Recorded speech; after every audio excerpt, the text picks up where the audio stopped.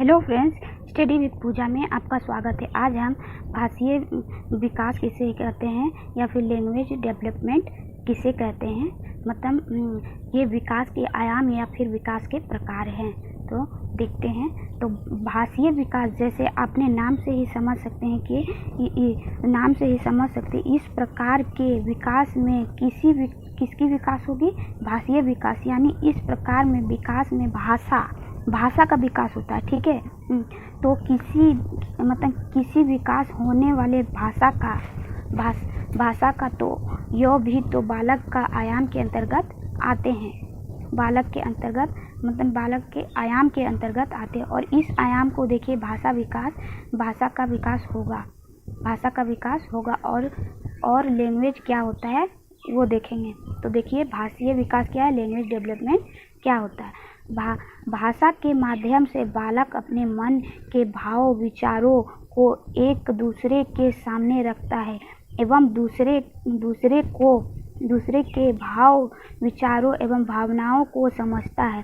भाषा विकास के अंतर्गत बोलकर संकेत के माध्यम से अपने विचारों को प्रकट किया जाता है। मतलब कहने का मतलब है कि जो लैंग्वेज के माध्यम से, यानी भाषा के माध्यम से हम और आप हैं या फिर कोई बालक हो वो अपने मन की भावों को, अपने विचारों को एक दूसरे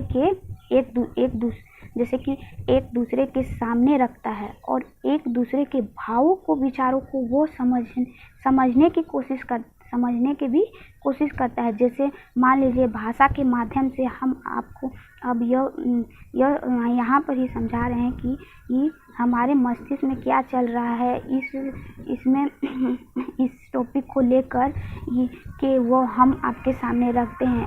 और रखने का क्या माध्यम है, भाषा जो हम लोग बोल रहे हैं, यही तो भाषा है। यही तो भाषा है। हम जो बोल रहे हैं वो आप समझ रहे हैं, यानी कि अपनी बात आप तक पहुंचा रहे हैं और आप हमारे बातों को समझ रहे हैं।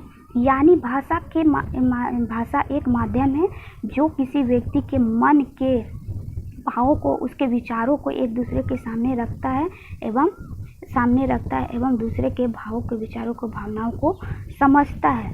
तो ये क्या हुआ, भाषा विकास के अंतर्गत बालक के विकास में जो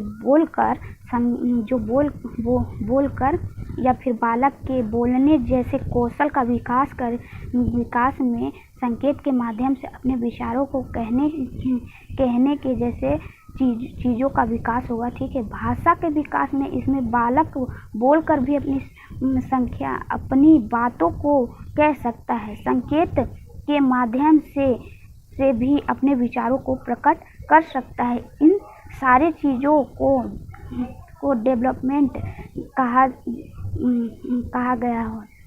तो इन सारे चीज़ों का डेवलपमेंट हो गया है हमारे भाषीय विकास के आयाम में।